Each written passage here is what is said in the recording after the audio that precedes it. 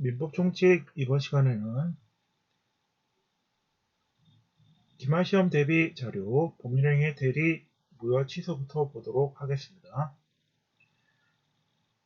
1번 보시면요. 대리에 관한 설명으로 틀린 것은 3번 보시면 상대방 없는 단독행위 무권대리 같은 경우에 원래 무권대리는 본인의 취인을 얻으면 확정적 유효가 되고 취인을 얻지 못하면 확정적 무효가 됩니다. 그 전까지는 유동적 무효 상태에 있게 됩니다. 그러나 상대방 없는 단독행위의 무권대리는 본인의 취인 여부와 관계없이 확정적으로 무효로 본다는 것이 판례 입장입니다. 왜냐하면 이 경우 본인에게 취인권을 인정한다면 본인의 취인권의 행사나 불행사에 관해 아무런 제한 없이 효과를 좌지우지할 수 있게 되어 지나치게 본인의 이익에 치우치게 될 수 있기 때문에 확정적으로 무효로 하고 있습니다. 이번에 보시면요. 대리권 없는 을이 갑을 대리하여 병에게 값을 토지를 매도하였다. 다음 설명 중 틀린 것은 이번에 보시면요. 무권대리나 행위의 취인의 상대방은 무권대리인에게도 취인의 의사표시를 할 수 있으나 그 무권대리인의 법률행위 상대방, 그 승계인도 본인이 행하는 취인의 상대방이 취인의 의사표시의 상대방이 될 수 있습니다. 따라서 을과 계약을 체결한 병도 취인의 상대방이 될 수 있습니다. 한번 해보시면 대리권의 범위의 제한에 관한 설명으로 틀린 것은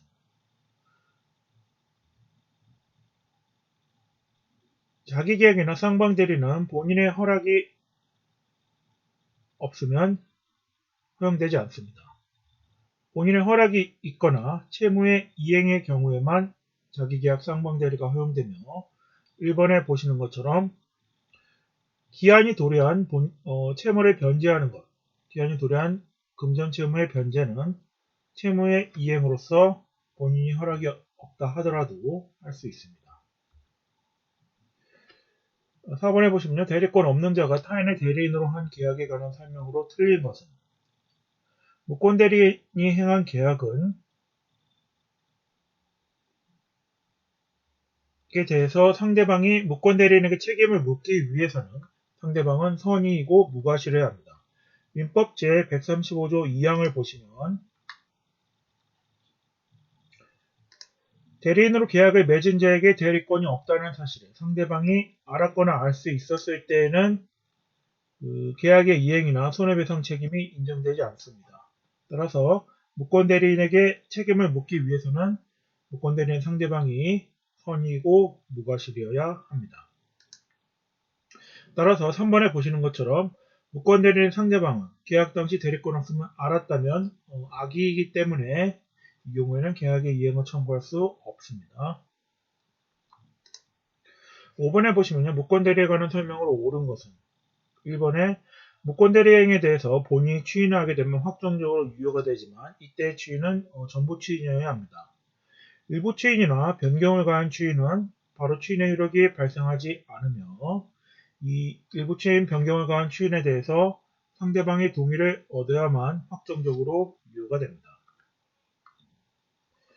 6번의 표현대리에 관한 설명으로 옳은 것은 3번에 보시면요. 권한을 넘은 표현대리 116조 표현대리의 기본 대리권에는 대리인에 의해 선임될 복대리인의 권한도 기본 대리권에 포함이 된다고 보고 있습니다. 3번이 맞는 지문이 되겠습니다. 7번에 보시면요. 대리에 관한 설명으로 틀린 것은 1번에 대리인이 파산 선고를 받아도 그의 대리권은 소멸하지 않는다. 대리권 소멸 사유는 127조에 규정되어 있습니다.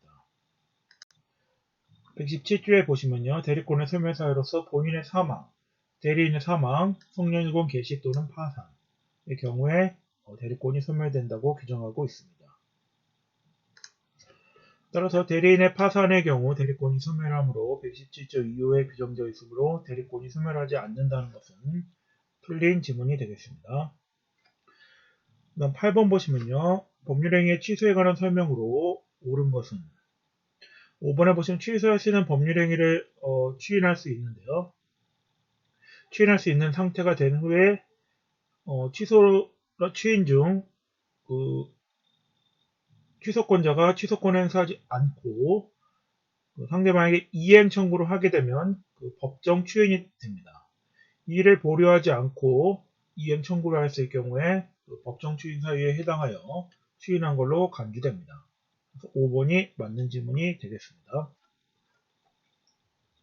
5번에 보시면요. 미성년자 갑은 법정 대리인 병의 동의 없이 자신의 토지를 갑이 미성년자임을 안 을에게 매도하고 대금 수령과 동시에 소유권 이전 등기를 해주었다. 병이 갑의 미성년을 이렇게 계약을 적법하게 취소했다. 다음 중 틀린 것은 미성년자임을 이유로 제한 능력을 이유로 취소했을 경우에는 절대적 취소가 됩니다. 따라서 선의의 제3자라 하더라도 보호받을 수 없습니다. 따라서 정의 선의라 하더라도 소유권을 취득하지 못합니다. 5번에서 을이 선의의 정에게 매도하고 이전 등기하였다 하더라도 미성년자 측에서 계약을 취소하면 정은 소유권을 취득할 수 없습니다. 10번 무효에 관한 설명으로 옳지 않은 것은 4번에 보시면요. 불공정한 법률행위에 있어 무효가 되면 그것은 확정적 절대적 무효입니다. 이거에 대해서 추인을 한다 하더라도 그 추인은 효력이 없습니다. 유효한 법률행위가 되지가 않습니다. 11번에 보시면 취소할 수 있는 법률행위에 취소권자에 해당하지 않는 자는 취소권자는 민법 제140조에서 규정하고 있습니다. 취소할 수 있는 법률행위는 제한능력자, 차고사기 강박에 의한 의사표시를 한 자나 그 대리인 승계인이 취소할 수 있습니다.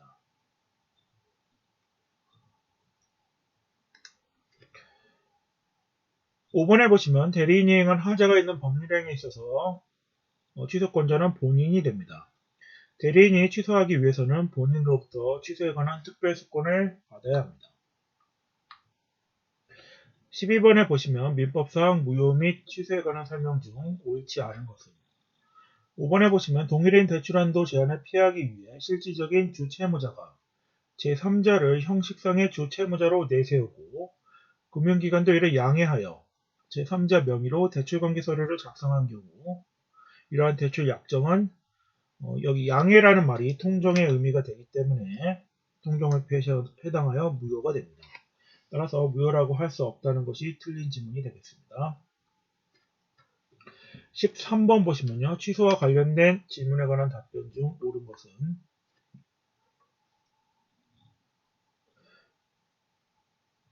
질문 3을 보면요. 계약 당시 18세인 갑, 미성년자고요. 법정 대리인을 모르게 갑소인 카메라를 병에게 20만에 팔기로 하고 즉시 매매 대금을 지급받았는데 매매 후 4년이 경과한 시점에서 을이 이러한 사정을 발견했다.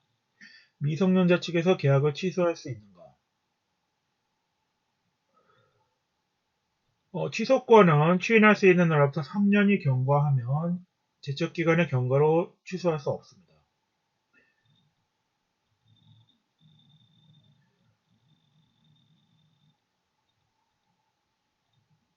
이 문제는 기출문제인데요. 이 문제 출제 당시에는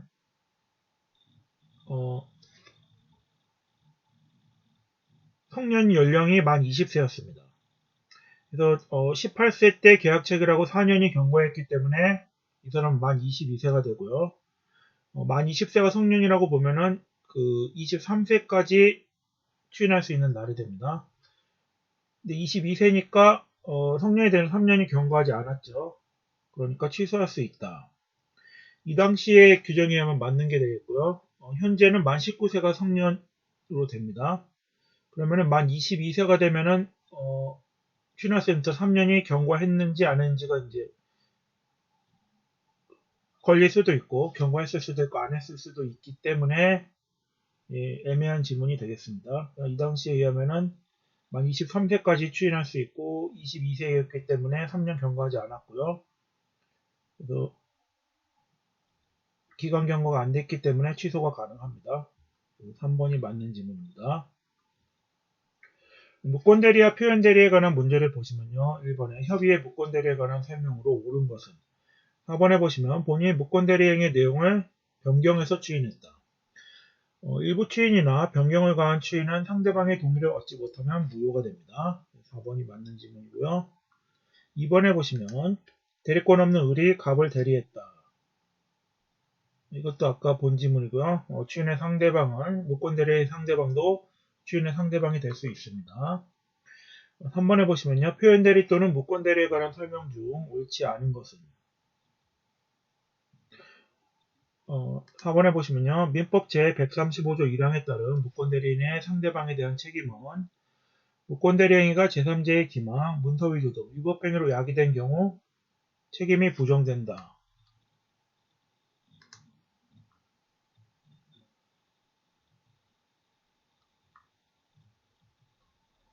무권 대리인의 상대방에 대한 책임은요. 그것이 위법 행위이든 아니든 135조의 요건이 성립되면 책임이 인정됩니다. 따라서 이 경우에도 위법 행위에 의해서 야기된 경우에도 책임이 부정되지 않습니다. 4번에 보시면요. 대리권 없는 자가 타인의 대리인으로 한 계약에 관한 설명으로 틀린 것은 3번에 보시면요. 무권 대리인의 상대방은 선의 무과실해야 합니다. 그래서 대리권 없으면 악의자는 계약의 이행을 청구할 수 없습니다. 5번도 아까 나왔고요. 일부 추인 변경을 가한 추인은 상대방의 동의가 없는 한 무효가 됩니다. 표현 대리에 있어서요. 권한 없는 표현 대리의 기본 대리권은 복대리인의 권한도 포함된다. 아까 나온 질문입니다.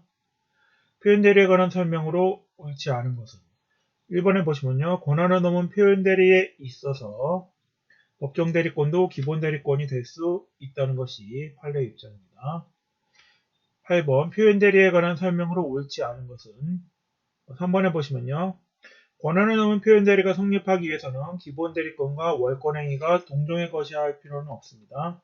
기본 대리권과 대리권은 동종 유사할 필요를 요하지 않는다는 것이 판례 입장입니다. 9번에 보시면요. 계약의 무권 대리에 관한 설명으로 옳지 않은 것은 5번에 보시면요. 무권 대리임을 이유로 의사표시를 철회한 상대방은 무권 대리인에게 계약의 책임을 물을 수 있다 라고 했는데요. 이는 옳지 않습니다. 무권 대리인의 이유로 상대방이 의사표시를 철회한 경우 계약 자체가 무효가 되기 때문에 이행 책임도 발생하지 않습니다. 무권 대리 행위의 추인에 관한 설명으로 옳지 않은 것은 추인은요. 명시적 추인도 가능하나 묵시적 추인도 가능합니다. 따라서 1번에 보시는 것처럼 추인은 무권 대리 행위의 효과를 인수하는 행위로서 묵시적으로 하는 것도 가능합니다. 11번에 보시면 권한을 넘은 표현 대리에 관한 설명으로 옳지 않은 것은 3번에 보시면 임의 대리권과 달리 법정 대리권도 기본 대리권이 될 수 있습니다. 12번에 보시면요. 갑으로부터 대리권을 수여받지 않은 을이 갑을 대리해서 병업도 노트북을 매수하는 계약을 체결했다. 옳지 않은 것은 3번에 보시면 을이 미성년자인 경우 무권 대리인은 행위 능력자의 것을 요합니다. 무권 대리인 제한 능력자인 경우에는 135조 책임을 지지 않습니다. 따라서 을이 미성년자인 제한 능력자인 경우에는요. 이행 책임을 지지 않습니다. 그래서 3번이 틀린 지문이 되겠습니다. 조건과 기한, 기간에 관한 문제를 보시면요. 1번 조건과 기한에 관한 설명으로 옳은 것은 3번에 보시면 조건이 법률에 당시 이미 성취될 수 없는 것은 불능 조건이 되고요. 불능 조건이 정지 조건이면은 그 효력이 발생할 수 없는 것이기 때문에 그 법률 행위는 무효가 됩니다. 맞는 질문이 되고요. 2번에 조건에 관한 설명으로 옳지 않은 것은 반사의 질서에 조건이 붙은 법률행위는 조건뿐만 아니라 법률행위 자체가 무효가 됩니다. 3번의 법률행위 조건과 기한에 관한 설명으로 옳은 것은 4번에 보시면요. 3년 안에 갑이 사망하면 현재 갑이 사용 중인 의소유의 자전거를 을이 병에게 증여한다 라고 하는 것은요. 이 갑이 사망하면이라고 했으면 이거는 불확정 기한이 되는데요. 정에 발생할 것이 확실하니까 3년 안에 갑이 사망하지 않을지는 불확실합니다. 따라서 이것은 기한이 아니라 조건부 법률행위가 됩니다. 4번에 보시면요. 조건과 기한에 관한 설명으로 옳지 않은 것은 5번에 보시면요. 조건이 이미 법률행위 당시 성취됐다. 이게 기성 조건이고요. 기성 조건이 해제 조건이면 이게 조건이 없는 법률행위가 됩니다. 기성 조건이 정지 조건이면 효력이 이미 발생했기 때문에 기성 조건이 해제 조건이면 조건이 성취되면 효력이 없어지는 해제 조건이면 이것은 이제 무효가 되는 것이고요. 기성 조건이 정지 조건이면 이미 성취된 것이 되기 때문에 조건이 없는 법률행위가 됩니다. 5번에 기한에 관한 설명으로 옳지 않은 것은 4번에 보시면요. 할부금 지급 채무에 있어서 기한이 상실 약정은 형성권적 기한이 상식인지 정지조건부 기한이 상실 특약인지 불분명한 경우에는 형성권적 기한이 상실 특약으로 추정합니다. 왜냐하면 정지조건부로 볼 경우에는 조건이 성취되면 바로 기한이익이 상실되는 것이고 형성권적으로 보면 그 형성권을 행사해야지만이 기한이익이 상실됩니다. 따라서 불분명한 경우에는 형성권을 행사해야 기한이익이 상실되는 형성권적 기한이익 상실 특약으로 추정하게 됩니다.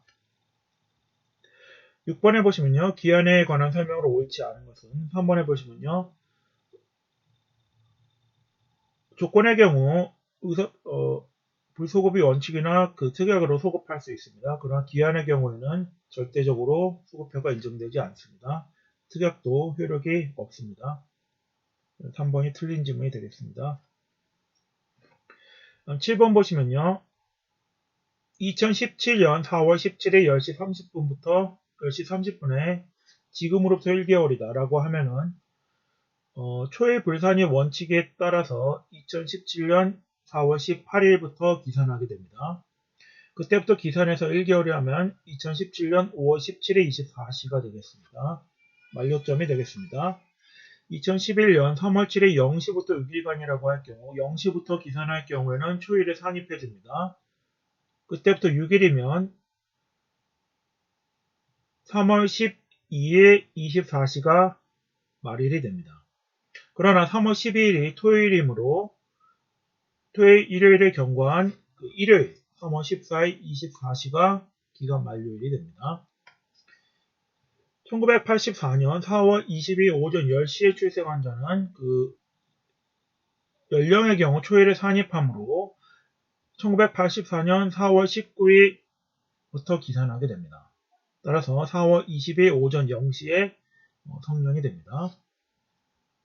2월 28일 오후 2시부터 1개월이 되는 때는 기산점이 초일 불산이므로 3월 1일이 되며 만료점은 4월 1일의 전일인 3월 31일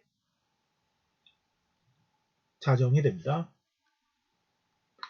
상원청의 소집일이 5월 15일의 경우 일주일 전에 통지를 바라도록 규정하고 있으므로 일주일 5월 14일부터 역산해서 7일이 되는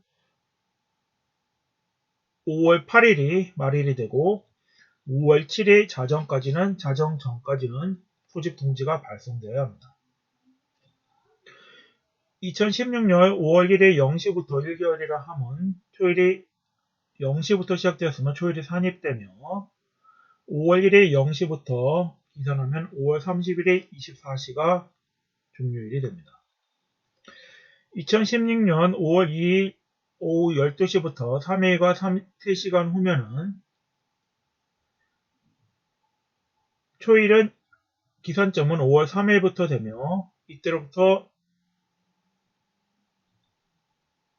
3일이 경과한 5월 5일 24시가 3일이 됩니다. 5월 5일 24시에 3시간을 더하면 5월 6일 오전 3시가 됩니다. 2016년 5월 23일부터 한 달 후라 하면 초일을 불산입해서 5월 24일부터 기산하며 6월 23일 24시가 기간 만료점이 됩니다. 정년이 만 60세라 하면 만 60세에 도달하는 날이 됩니다. 소멸시효의 기간 정지와 관련하여 1번 보시면 소멸시효 기간과 제척기간에 관한 설명으로 틀린 것은 3번에 보시면 소멸시효 기산점은 객관적 권리 행사 가능 시부터 기산합니다. 제척기간은 권리 발생 시부터 기산합니다. 기산점이 바뀌었습니다. 소멸시효 기간과 제척기간에 관한 설명으로 틀린 것은 5번에 보시면요. 소멸시효는 소급합니다. 그러나 제척기간은 소급하지 않습니다. 5번이 틀렸고요.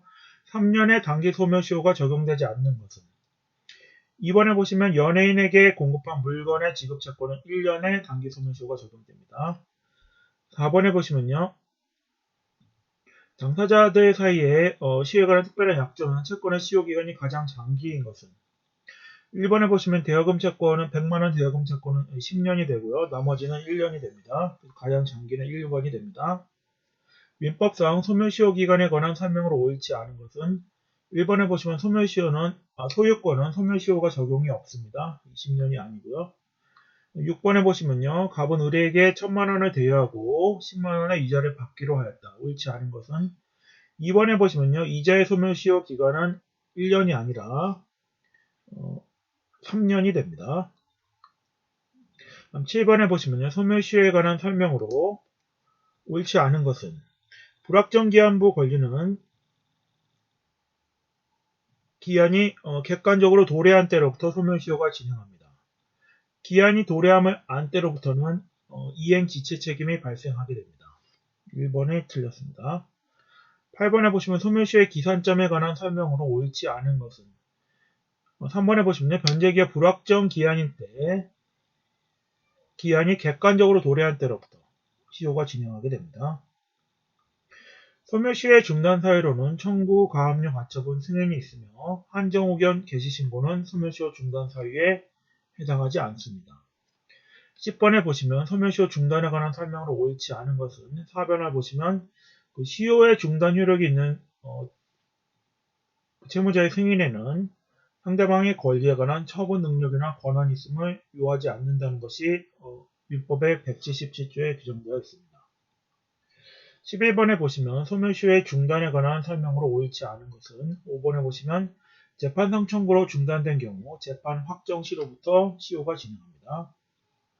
12번에 보시면 소멸시효 중단 또는 정지에 관한 설명으로 옳지 않은 것은 5번에 보시면 시효 중단 효력이 있는 승인에는 상대방에 관한 처분 능력이나 권한이 있음을 요하지 않습니다.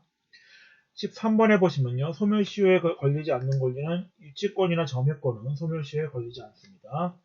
14번에 소멸시효의 대상이 되는 권리는 수공업자 및 제조자의 업무에 관한 채권은 3년의 단기 소멸시효가 적용됩니다. 15번 소멸시효에 관한 설명으로 옳은 것은 5번에 보시면 판결에 확정된 채권은 단기 소멸시효가 적용되는 것이라 하더라도 10년의 소멸시효가 적용됩니다.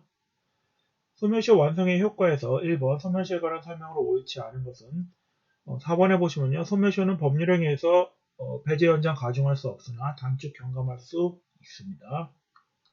2번 소멸시효에 관한 설명으로 옳지 않은 것은 5번에 보시면요. 소멸시효의 이익은 시효 완성 후에 포기할 수 있으며 미리 포기할 수 없습니다. 3번에 보시면요. 소멸시효 이익의 포기에 관한 설명으로 옳지 않은 것은 3번에 보시면요. 시효이익의 포기는 도달주의 원칙에 따라 도달한 때에 발생합니다. 4번에 보시면요. 갑이 의뢰대에 1000만원의 채권이 있다. 옳지 않은 것은 5번에 보시면요. 1000만원의 원금 채권의 시효가 소멸하면 그 효력이 종된 이자 채권에도 미치게 됩니다. 따라서 원금 채권이 시효 소멸하면 이자 채권도 시효로 소멸하게 됩니다. 5번 민법상 소멸시효 기간에 관한 설명으로 옳지 않은 것은 인격권과 같이 비재산적 권리는 소멸시효에 걸리지 않습니다.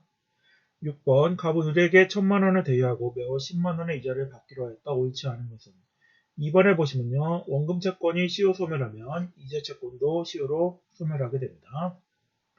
7번 소멸시효에 관한 설명으로 옳지 않은 것은 1번에 보시면 공유물 분할 청구권은 공동소유 관계, 소유권에 기초한 것이기 때문에 소멸시효에 걸리지 않습니다. 8번 소멸시효 기산점에 관한 설명으로 옳지 않은 것은 3번에 보시면요. 소멸시효의 실제 기산일과 당사자가 주장하는 기산이 다를 경우 결론주의 원칙에 따라 당사자가 주정하는 기산일을 기준으로 계산하게 됩니다. 9번 갑의 을에 대한 500만원의 채권이 소멸시효가 완성되었다. 을이 갑에게 500만원 지급하여 채무를 변제한 경우 옳지 않은 것은 시효 완성 후에 채무를 일부를 변제한 경우에는 시효이익의 포기가 됩니다.